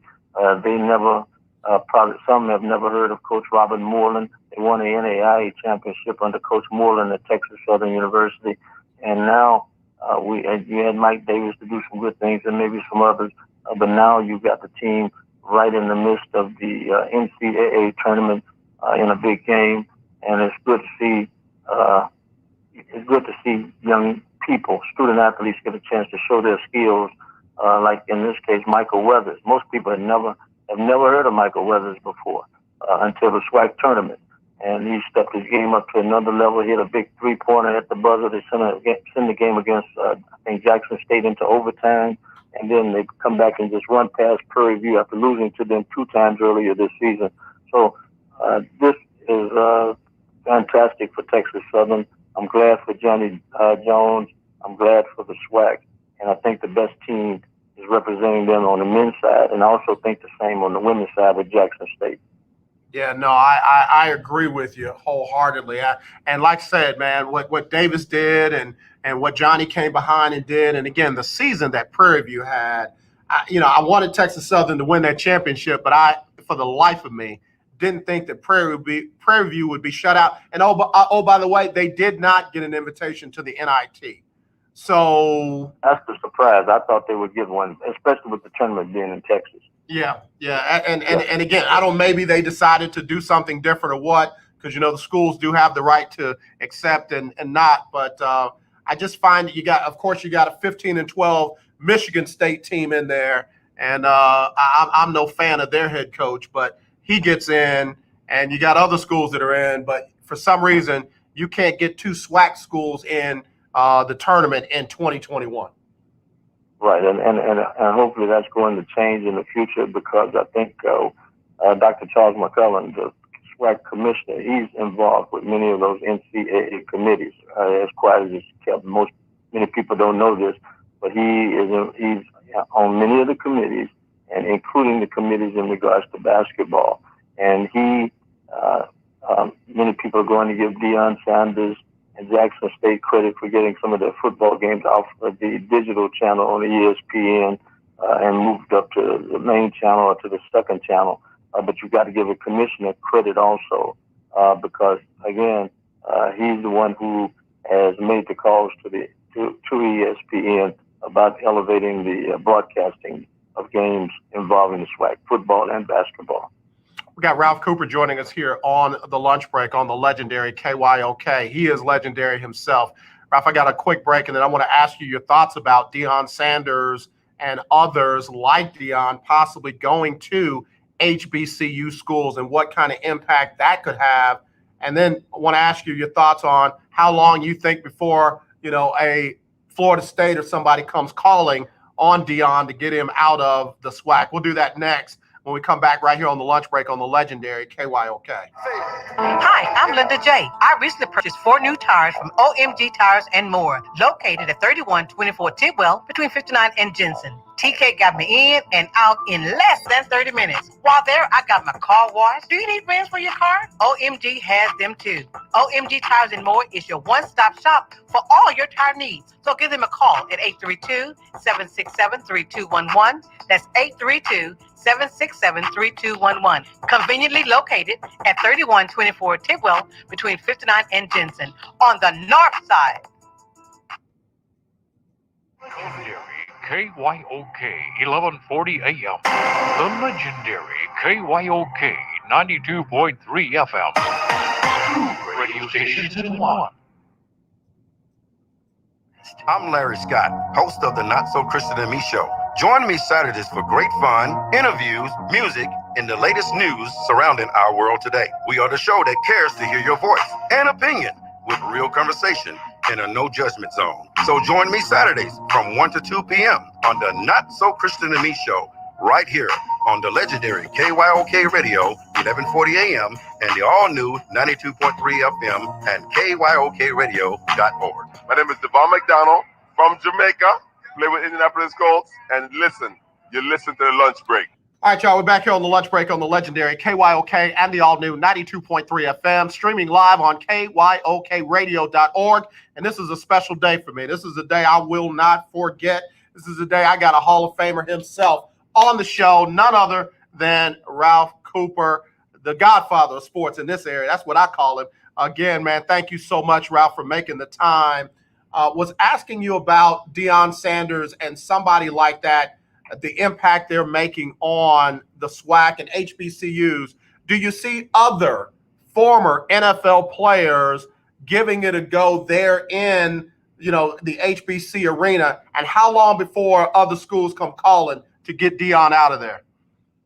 Well, the other, in my opinion, Deion has been blessed. He found the right place. Okay, you got Jackson State. You got the right president there, who went along with the athletic director, who, if I'm correct, came from Prairie View A&M University and the Mississippi Valley State University product, Ashley Robinson. I think you've got to have people like that in those positions. We're going to have people like Deion when they come calling, and some are going to come calling. You've got Tyrone Wheatley already up in Morgan State. Right. And most people forget about him being up there. I think this is his second year up there, I think. So you've got one other former football player that I know of who's doing this out of a predominantly white university. And but he didn't have the name that Deion has, and so you didn't get all of the publicity. But I think if it was me, I would look at it this way: if I'm in the SWAC and I'm even a coach, how can this hurt me? Sure, he's going to get a lot of he's going to get some top players to come to Jackson State, but you can use that in regards to your recruiting base. Hey, we play them, and just like the players at Jackson are going to be seen by the ones who are in this particular mindset. If you're thinking about pro football, you're going to be seen anyway. We're going to be playing the same people. We offer the same type of, we offer the student athlete the same thing that they offer, a chance to go to school, get a degree, and become productive in whatever it is that you want to pursue. So I think it can only enhance them. And see, because these games are on TV now, you've got little kids, say 7, 6, 5 years old, 10, 12, who've never heard of the SWAC before. Yeah. They may be in Seattle, Los Angeles, New York. They never heard of Detroit. They never heard of the SWAC before. They happen to have cable in their homes. They see the games, and now they've been introduced to a historically black university. That's the good part of what Deion is doing in regards to not only just Jackson State. This is, in my opinion, about more than Jackson State. Yeah. Now, and I think we'll find out this weekend where Jackson State really is. Now, you go to Alabama State, right? You go to Alabama State. You're going into a program with a great facility. Yeah. Deion has been complaining about the facilities at Jackson. But if I'm correct, Alabama State, like Prairie View, has the top-of-the-line facilities. And that's where the game is going to be played. And you got Coach Donald Ely there, Dr. Donald Ely, who's well aware who Deion is, right, and what he is, and the fact that he's 3-0. Right. And you may be in for an ambush this weekend. Yeah, yeah. When I say ambush, we'll just find out. I think it's going to be a great football game. And see, think about this: when the SWAC under Dr. McCullough and the presidents of the SWAC decided to go to spring football, they were criticized. We go back to the criticism again. They were criticized by many people who didn't believe in it, didn't think it would work. And look at it now. You got 11% of the country has taken the virus shots, and the numbers are going down in regards to deaths and cases. So this is a safe time. I mean, it's not safe, but it's safer than what it was 6, 7, 8 months ago. Correct. Correct. Man, I love your assessment on that. Ralph Cooper, again, legendary Hall of Fame sports broadcaster here in Houston and really around the country, man. I was telling somebody that I was going to have you on yesterday, and man, they way up in Michigan, and they were like, man, I remember Ralph Cooper from. I was like, wow, really? Folks have not forgotten your days of covering Muhammad Ali and actually many of the greats, especially given the passing of Marvin Marvelous Hagler. What are your thoughts on him, his career, and the passing of him? Well, he was like us. He was like you and I. And I'll go back to he was a hard worker. He was a champion. He was a hard worker who did it without a lot of fanfare. And when the fighters who fought him know that they were going to be in for a war, they knew that they had to be in the best shape that they could be in because the guy was going to come out and try to win. He was going to be throwing some punches, and he came to win. He came to he had a W in on his mind, and like he said, he was quoted one time as saying that if you open up his head, you would find a boxing glove in it. So that's how much he loved the game of boxing. And how can we ever forget the fight that he had with Thomas Hearns? I mean, that's the fight that everybody remembers, the fight with Thomas Hearns. I'm just sitting here thinking, because that fight was legendary, but oddly enough, the fight with Sugar Ray Leonard may have been the fight that soured his taste on the sport and those that were running it. Your feeling, did Sugar Ray beat him? Did Sugar Ray do it the right way, or was there some unwritten rule that was broken in that fight? And I was at the fight. In my opinion, Marvelous Marvin Hagler won the fight. And that was the fight that he decided that he didn't want any more of it. Right. In regards to bad calls. He had several in his life. I think he lost only 3 fights, and I think 2 of them were by bad decisions. And after that fight, he decided to retire, and he went over to Italy, if I'm correct, and did some spaghetti movies like Clint Eastwood, not as popular, of course, but he did some of that kind of stuff, and then came back to the States where he passed last weekend. But yes, that Sugar Ray Leonard fight soured it. But like many who were at the fight, and many who may have seen it, we thought he won the fight. Yeah. I saw it on TV, and I was a big Sugar Ray fan, so I think I was a little biased because I told somebody the other day, just by scoring the points now, not power punches, not hurt him, not took him down, by scoring the points, I felt like technically he won the fight. I didn't like the way he won the fight, but I felt like technically he won the fight. Right, and that happens because you're dealing with the human element in regards to making those decisions, and that happens. But in his mind, he thought he did enough to win it. Yeah, and he thought so much of he he believed in it so much he decided to just not box anymore. Yeah. And then they came back with him trying to get him a rematch. Bob Arum did. Right. And he shrugged it off. Ralph Cooper, again, Hall of Fame broadcast journalist, sports broadcast journalist, here with me on the lunch break. I know you have covered some transformational figures in sports and life and what have you. And I think I know the answer, but who was the most interesting or surprising person that you, in your career, ever covered? Well, I have maybe a couple. One was Jesse Owens, who loved to be interviewed early in the morning. When I say he came, KYOK was on the branch back then, and he would want to do the interview at like 7 o'clock in the morning. You had to tape him, of course. I would tape him, but he wanted to do the interviews early in the morning, and then you found out things about him that you didn't know. How could a guy who did what he did in college at Ohio State and then in the Olympics in 1936 smoke? He smoked cigarettes, right? Really? He died of lung cancer. I wasn't surprised that he died of lung cancer, but I was surprised that morning when I saw him smoke, being one who didn't smoke. And then the other thing that got me was being a non-coffee drinker. he loves coffee, and he would tell you all these stories about various things that had happened in his life. How the NAACP didn't want him to go to the Olympics, and how that there were 18 or 19 other blacks on the Olympic team that went to Germany also, but they didn't. Okay, the NAACP didn't want him to go. They came to him, and he had never heard from them before. And all of his winnings in college and other places, he had never heard of them before.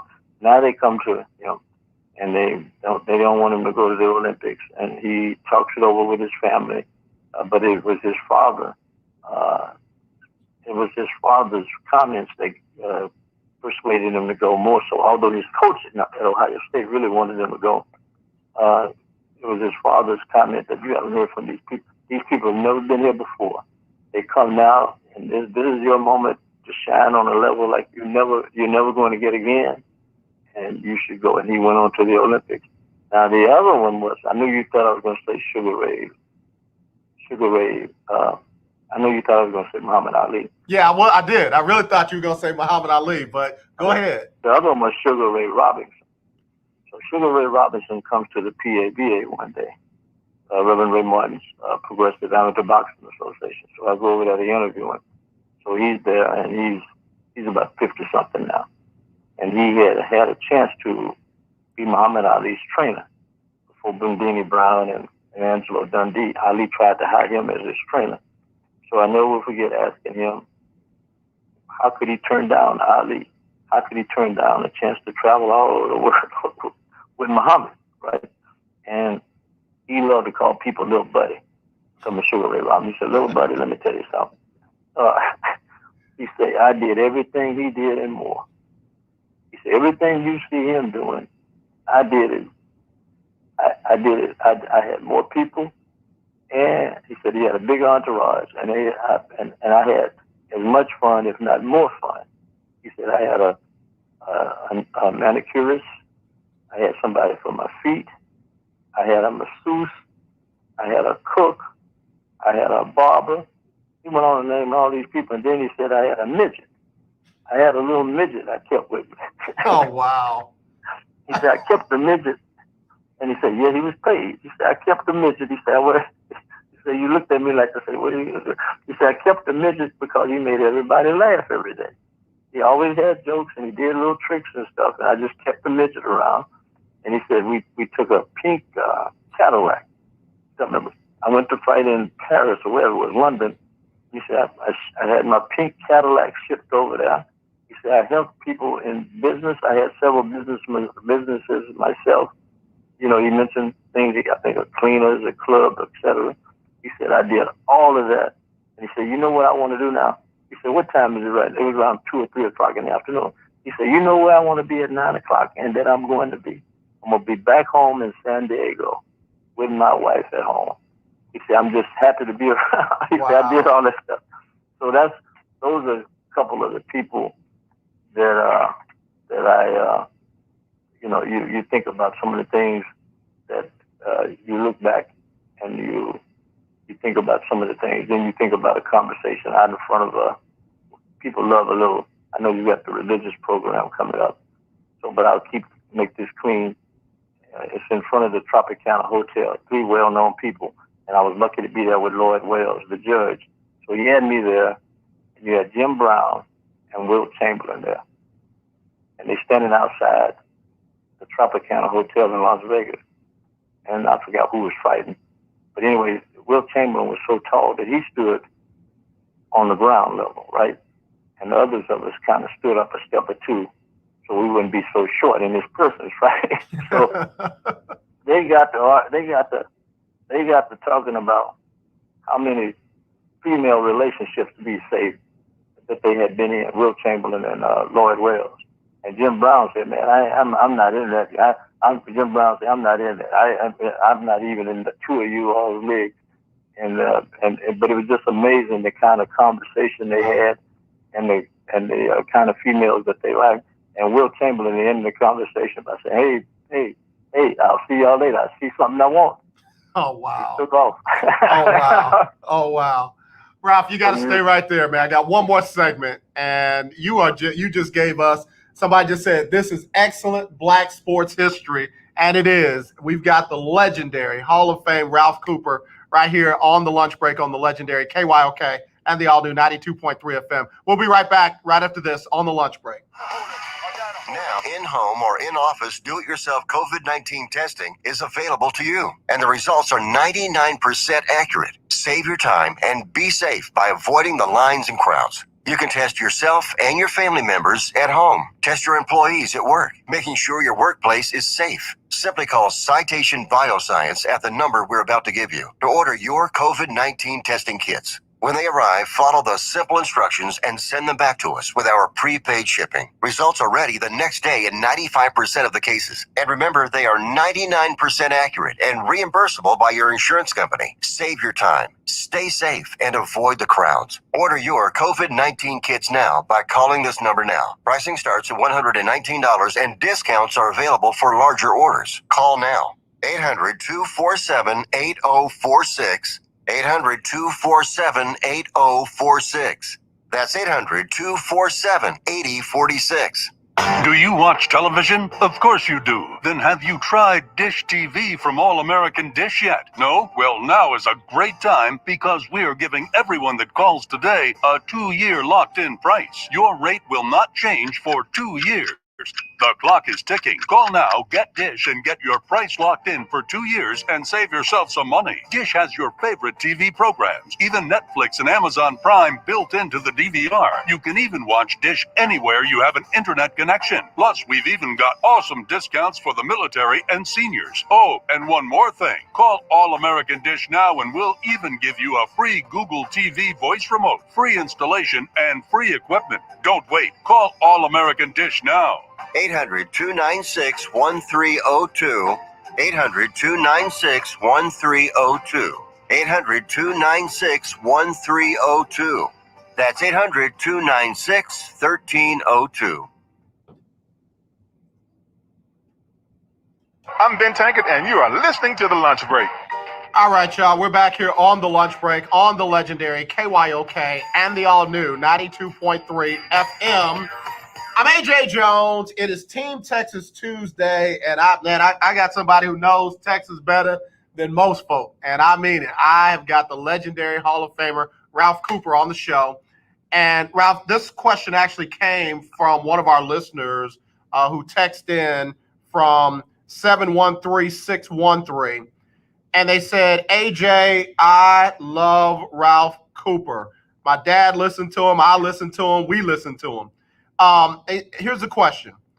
What was your most surprising moment in sports, given what we just saw in 2020 with everything that happened, including Kobe Bryant? So, Ralph, what was your most shocking moment in sports for you? You've had, let me see. That is a great question. On the high school level, I'm going to give you one. On the high school level, the Dunlap twins. They played for Site Fair High School. They and their teammates, 5, 6, or 7 of them, met a young Wheatley team in Austin, Texas for the state championship. And they were coached by a man who had played on, remember the movie Hoosiers with Gene Hackman? This guy had played on that team. Yeah. And I forgot his name, the coach's name, but he was smart enough to know that we can't run with Wheatley. But he was also smart enough to know that I've got 2 people here, the Dunlap twins. That brother, the older brother, Leonard Dunlap, ended up, he played with the Baltimore coach. They were, if it had not been for immigration, they would have played for Carverdale High School out on the north side of Houston. But they integrated schools and they ended up over at Site Fair.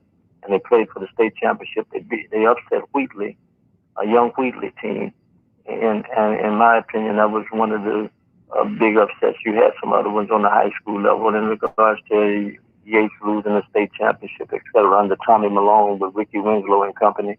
But then you go to the high school, you go to the college level, and the one that still hurts to this day is when the University of Houston lost. Yeah. And they made Jimmy Valvano. Yeah. They had won over Louisville in the semifinals, and then they come back and they lose the championship game on the last play or whatever to North Carolina State and Louisville. I mean, and the coach Jim Valvano and company. So that was one. Now on the professional level, you've had so many, the Kobe Bryant thing, of course, but inside the arena, the biggest one to me was when Muhammad Ali defeated George Foreman in Africa. Because George was the favorite, and many people thought it was a fight that Ali shouldn't have taken. Remember, they only fought one time. There's a reason they only fought one time. Go back and look at the fight, and you think about what would have happened if the ropes hadn't been loose. But being at the fight in Africa, I was there for 9 weeks, and I represented KYOK. We have a history, so you can always say that a KYOK reporter was at that fight in Africa. And what happened the day of the fight is something I've shared with George and others. Me, another reporter who was a friend of mine, worked for the Reuters News Service. His name was Mike Prentice. We decided to go out to the arena, to the stadium early that day. And guess what we saw? With a pair of pliers in his pocket. Angelo Dundee was messing with the ropes, with the pliers. You're not thinking, what is he doing? You know what I'm saying? Right. You're not thinking that he's unloosening. In fact, we thought maybe he was tightening the ropes up. We never thought he was loosening the ropes up. So when Ali got hit, he could kind of bounce back off those ropes, and the full blunt of those blows by George wouldn't have been felt. But see, he had been watching what most people didn't see every day that amazed the Africans. All of the Africans, 90% of the Africans were with Muhammad Ali to win the fight. Yeah, Ali Boumbaye, that was a true statement. That was no joke. They was with Ali. But what some of those who came to the workouts saw was the workouts by George, where he would pick up his trainer, I'm talking about Dick Sadler. When he trained and he hit the heavy bag, he would lift him up. He would lift this man up off the ground. This man had to be 200 pounds. He would lift him in that bag up when he grabbed back to throw those punches that he hit Ali with. He would lift him up. And so they saw this. And then when you see the fight, you see how the blows are not as effective as they would have been if those ropes had been tight. Wow. So that was, and then George did get up before the 10 count. Go back and look at the fight. He's up. But there was no way they were going to let out. Ali knocked him down. There was no way they were going to let him get out of there. And see, also what had happened, the Africans got word George was trying to get out of there anyway. They were talking about moving the fight to Houston as quiet as it kept. They wanted, but there were three people that Mobutu, who was the president, the dictator. When people complain about you earlier about maybe the equipment may not be working properly. Yeah. Imagine being in Africa and every day on the radio you heard Mobutu 24 hours a day. There was propaganda about the president. There was always the propaganda about how great a president was. There was no Letitia Jackson, Wash Allen. There was none of that kind of stuff, and it was just Mobutu. So now, you think about all that stuff. Mobutu had given them millions of dollars. Don King was the promoter. There were three people who they had security watching all the time: Don King, Muhammad Ali, and George Foreman. They knew George wanted to get out of there. He couldn't get out. He couldn't move. He couldn't move anywhere without them watching it. They were not going to let him out there till he got a fight, and that's what they got. Fight. And then again, a big upset, in my opinion. Yeah. No, that was a huge upset. That was a huge upset. Ralph Cooper, Hall of Fame, legendary sports broadcaster, journalist here on the lunch break. Ralph, we got to get ready to go, but I want to hit you with some rapid fire if I can. I'm going to just ask you first name that comes to your mind, okay? Best quarterback that you ever saw play the game? I'm a Peyton Manning kind of guy. Yeah, that's a fair one. I definitely one of the smartest to ever play the game. I say Omaha. Best running back that you ever saw play the game? It's a toss-up. I'm going Jim Brown. Dale Fields is right on his heels. He only played a short career, but I've never seen a player do what Dale Fields did. But Jim Brown. Yeah, the stuff that I've seen on Jim Brown, he was a grown man amongst not boys, but other grown men. He was just growner. Yeah, Jim Brown. Best defensive player that you ever saw play the game? Deacon Jones. I enjoyed Deacon Jones. I know the rules were a little bit different in the game. He was for those who may not know, he's the one that came up with the term sack.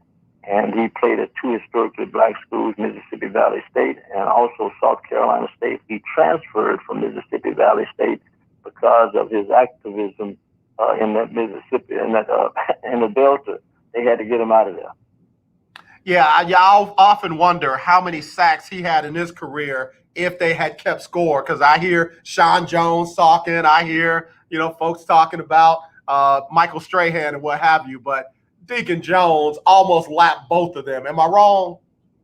No, he was a great player, and like I said, he was an activist. When he left one place of activism and went into another hotbed when he went to South Carolina, but he was known for being just more than a football player, and there's no telling how many sacks that he had. All right, here we go. Best college football coach you ever saw? The best college football coach I ever saw was Coach Eddie Robinson. Yeah. A man who loved his players, a man who loved them and was concerned about them after football. I get into it all the time with people who want to tell me about how great Nick Saban is and how great Dabo Swinney is, and I keep telling them, I don't care. It's not even a conversation. Eddie Robinson was the best on and off the field, period. And he set a goal. He was going to integrate the position of quarterback in the NFL. He molded James Shaq Harris and Doug Williams into the quarterbacks that they became, where they performed. And Matthew Reed was another one out of Grambling. He molded those players to play quarterback as they were playing them back then, drop back quarterback. Yeah. All right, best NFL quarterback best NFL head coach you ever saw? Well, he's still coaching. Bill Belichick. Yeah. Although he didn't win this year. Yeah. You got to give him credit. In my opinion, he's the greatest. Best NBA head coach? The best NBA coach that, they're going to say Red Auerbach because of all the championships. Then they may say Phil Jackson, and they may say some others. But the one that I enjoyed came from a historically black school, North Carolina A&T. And I'm talking about Al Attles. If you never watched Al Attles coach, he didn't win as many championships as the others. He was not as well known. He coached at Golden State, played with the Warriors. But I loved watching him coach. I love that. Again, that's one that I don't think anybody else would have said. And he had that deep voice. His voice was made for radio and television also. All right, last question. Who wins the Super Bowl first? The Dallas Cowboys or the Houston Texans? The way it looks right now, I'm going with Dak Prescott and the Dallas Cowboys. I think they have the best shot. I know Texas can make some more player moves, but I'm going with the Cowboys and Jerry Jones also. Who wins an NBA championship first, the Dallas Mavericks or the Houston Rockets? Now, that is a good question. And that one, right now, the Rockets have lost 18 games in a row. This is one of the worst periods of Rocket basketball in the history of the team. Dallas has been playing somewhat better. I'll take Dallas right now. Ralph Cooper, you off the hot seat. Tell everybody where they can find you and follow you with all the great work that you do. Well, I want to say that I come on every day, 6 p.m. to 8, KCOH, AM, 12:30 a.m., KCOH The Source on the internet, and I do Facebook just about every day. You can catch me live on Facebook, and most of my programs are taped and you can archive or whatever on Facebook so you can go back and catch them. And I just want to thank you. What I look for these days is inspiration. Most people, they look for money and other things. I look for health and inspiration. I figure if you got the two of them, you can come up with that other one, the third one. But it's great to see people like yourself, being one who can remember being the only one in the game, being the only one in the press box, being the only one in the locker room. And now to see all of the black faces, and then to see people like you doing what you're doing at KYOK, Monday through Friday, with the lunch break.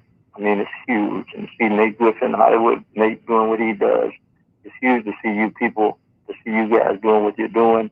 It's inspirational, and it keeps a guy like me going.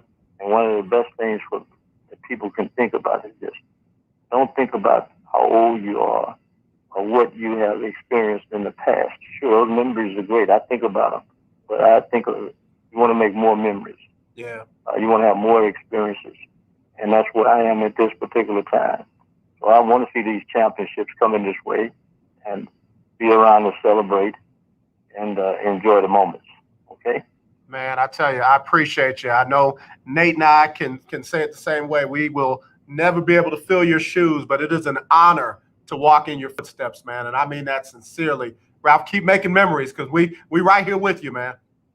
Well, like I say, you got a lot of them coming, so put your seatbelt on, AJ. Yeah. Put your seatbelt on. It's like being 30,000 feet up. And you're about to hit some bumpy roads, or bumps in the air. Put your seatbelt on and enjoy the moment. And be ready to take that seatbelt off and be part of the event when the bump stops. Okay? Yes, sir. Yes, See you sir. later. Take care, Ralph. We love you and appreciate you. Thanks. Thank you. All right. Bye-bye. Y'all, that's a Hall of Famer. That's a legendary man. That's a good man. And I am grateful. This is one of those shows that I want you to hang on to, or I want you to share it with especially with your young people who, say they love sports. That man has so much wisdom, so much knowledge, and on top of that, a big, big heart. If he had said, I got 5 minutes for you, I would have taken him. If he had said, I got 10 minutes for you, I would have taken him. But he said, you're on from 12 to 2? I said, yes, sir. He said, I'll be with you from 12 to 2. I am so grateful for today. So y'all be sure and follow him over at KCOH. Like he said, he's on at 6 o'clock. KCOH, The Source, on the internet. And again, man, I am so honored to have spent this day with Ralph Cooper. I got to get ready to go. We've got Sybil Wilkes up next with their COVID update, Donnie McClurkin and the Donnie McClurkin Show. As always, let's not be divided. Let's be united. I love you. There's nothing you can do about it. Wash your hands, wear your mask, sanitize everything around you. Be sensitive to everybody around you. Give them their 6 feet. And when you see that racism, kill it. Not the person, but the racism. Y'all be blessed. We'll talk to you tomorrow for Winning Wednesday right here on the lunch break on the legendary KYOK. Here's Sybil Wilkes. It's Sybil Wilkes with what you need to know today. President Joe Biden has signed his $1.9 trillion coronavirus relief bill. Some stimulus checks have been deposited, and now the tour begins. The president, Vice President Kamala Harris, and their spouses hit the road Monday on their Help Us Here tour. The White House has designated a theme for each day with a focus on small businesses, schools, preventing evictions, and of course, those direct checks. The tour is meant to educate the public about different aspects of the giant American Rescue Plan and how it will help people get to the other side of the coronavirus pandemic. As many states lift mask mandates and travel levels hit record highs, authorities struggled this weekend to enforce the mask rules. A 24-year-old Colorado man is facing up to 20 years in prison for refusing to wear a mask and urinating in the cabin of an Alaska Airlines flight. In Florida, hundreds of spring breakers were arrested after descending on Miami Beach and ignoring COVID-19 rules. I'm Sybil Wilkes. Be informed, be empowered. The legendary 1140 AM KYOK Conroe and 92.3 FM K222CX Houston. Y'all, I appreciate y'all. Thank y'all for tuning in. Thank y'all for the support. Thank y'all for the love. But more importantly, man, thank you for praying and giving me connections and favor with people like Ralph Cooper and so many of y'all. Y'all just don't know, man. this was one of my star moments. You know what I mean? This is one of my. I got Ralph Cooper. So, y'all have a blessed day. Again, not this, definitely this. I love y'all. Y'all be safe. We'll talk to you tomorrow.